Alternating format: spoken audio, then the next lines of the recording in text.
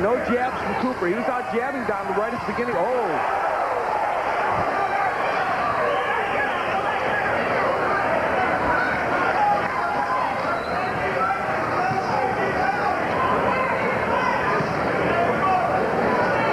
So the lead right for Bert Cooper, getting there during this fight.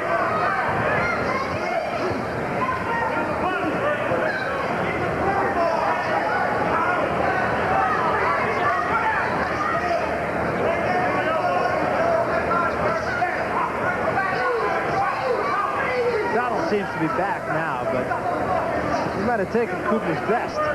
Tell you what, those were two good right hands from Bert Cooper. See, now there's the jab from Cooper. And look how it sets up the right, which just barely missed. Bert Cooper is one of those guys that could be almost as good as he chooses to be. Could have been cruiserweight champion for quite a while. Should have been after Evander Holyfield left the division. Cooper opens up, or rather Donald opens up and knocks Cooper backward. Good second round. Going into the corner of Larry Donald.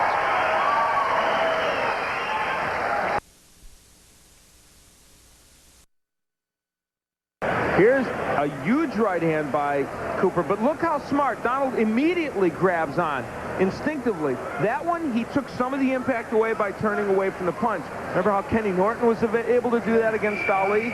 Very similar kind of situation there.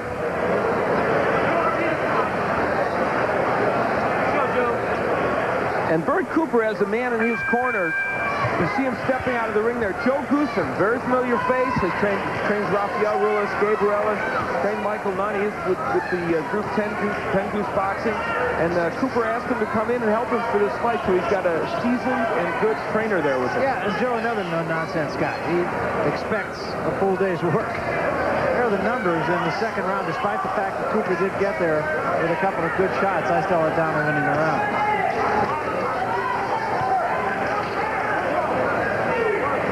Cooper out power punched Donald 21-17 in round 2. Of course, Donald still with the big edge and jabs.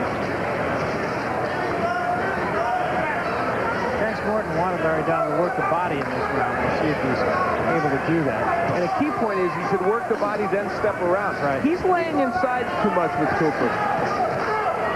And he might get away with it against Cooper, but will he get away with it against some other big fighter? Some other fighter that punches real well?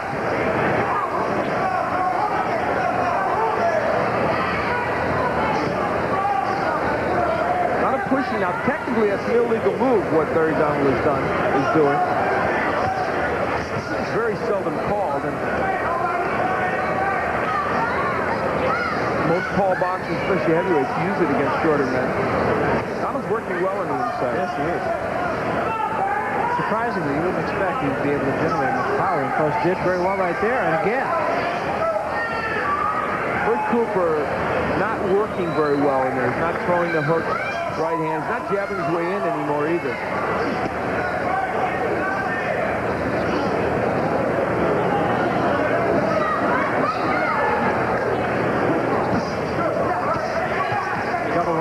by Donald. Larry Donald throwing many more combinations now than he used to. In his early days as a professional and later in his amateur career, only throwing a jab here and there or a straight right. Especially when, by the time he went over to the Olympics and lost in the Olympics, his game has deteriorated to the point where I think many people felt he would not be a good pro. That's why you have to give a lot of credit to James Morton for resurrecting him. And to Donald himself for showing the dedication to do so. Exactly right.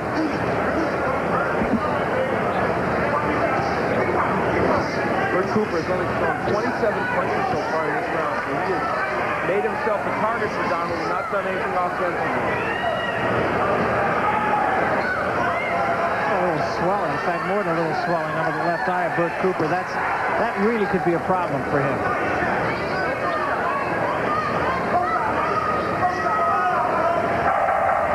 That eye is not far from closing, and this is only the third round. Remember, we're scheduled for 12. We'll be back to Bay St. Louis. New Nutrageous for Closes goes up, they're going to stop the fight. Basically, they're saying, you got to go fight him, and fight him right now. Here are the numbers in the 3 rounds, really lopsided. And Donald in the last round outlanded in power punches, outlanded Cooper 37-6. Now, Cooper didn't fight the last round.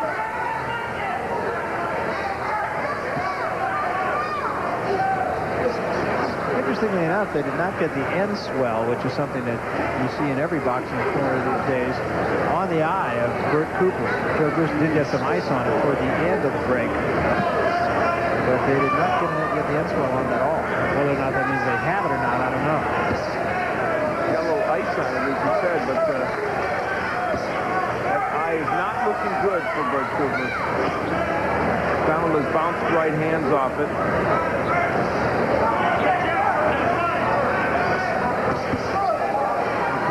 To do so. Well, they're talking about Larry Donald in August, maybe fighting Riddick Bowe if Bowe beats Buster Mathis. That would be quite a step up for him. Riddick Bowe, of course, the former heavyweight champion who is a big, powerful man with lots of skills, but they say if there's the kind of fighter that gives Bowe trouble, and we saw it a little bit in Holyfield, a guy that has good lateral movement, throws a lot of punches, and that certainly is what Donald has become. Might be an interesting bout. Yeah, I think it could be. And you know, now he's beaten Jeremy Williams and is beating, at least so far, Bert Cooper. And so what do? Do you go fight more Bert Coopers, or do you take that next step? I say take the next step.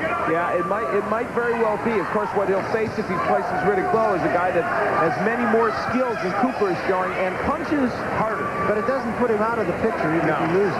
Absolutely. Especially if he performs well in that fight. First, Riddick Bowe has to beat Buster Mathis, and the battle he is fighting currently with his waistline. Battle of the Bulge. Yeah.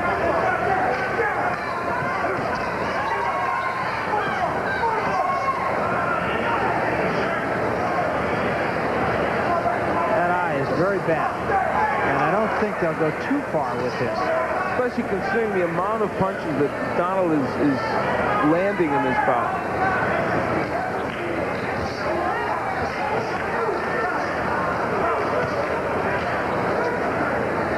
Remember seeing Larry Donald when he first fought in the Olympic Festival some years ago. You thought, what tremendous potential this young man has. And what he's done now is he's let his skills do the talking for him, and they're speaking louder than his words. Going to go into Bert Cooper's corner. Joe Goossen, the voice you'll be hearing. Yeah, it's good right here, Bert. Sit back a little bit and let me work on that eye. Let me work on that eye before I give you some water. You got to start backing him up. You got to know. And here's the other thing, though. You're waiting too long to count it. Let me work on it. Sit back. You're waiting too long. Water. I got to do this first. Let me do it first. Here's the water, man. Let me work on this, Bert. Let me work on it, please. Jab and pressure, body, and quicker counters. You're waiting too long to count it. Maybe let me work on it. In other words, don't let him get in that thing of getting in and out too quick. Counter him before he gets. He's gonna give up. He's gonna give in. I know you got to keep grinding him, but I don't want him to stop because of his eye. Well, here's where Larry Donald worked on that eye with the jab, the straight right hand. Bert Cooper thinking maybe there'll be some quit in Larry Donald, but it hasn't shown it so far. No, not at all. Joe Goossen said you got to push him back. He has not been able to do that. And he's telling him to jab his way in. And Bert has not been able to do that. Here are the jabs, and you can see a phenomenal difference. And you know what? Most of those 37 jabs, 18 were thrown in the first round by Bert Cooper. He has just completely ignored that. I remember in the first 40 seconds of the fight, I said that he was jabbing his way in well, and then he stopped.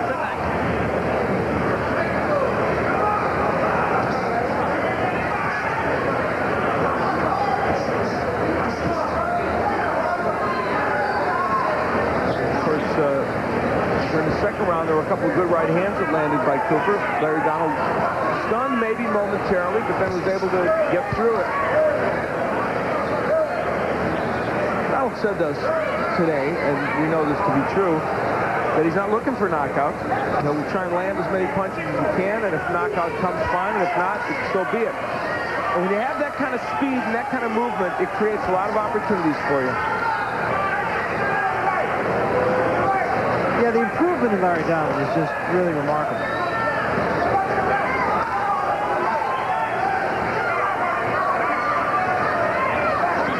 You know, I always thought that he didn't have probably the stick-to-itiveness, for want of a better way to describe it, to be a real contender. And Larry Donald is now making the absolute most of his skills, and his skills are numerable.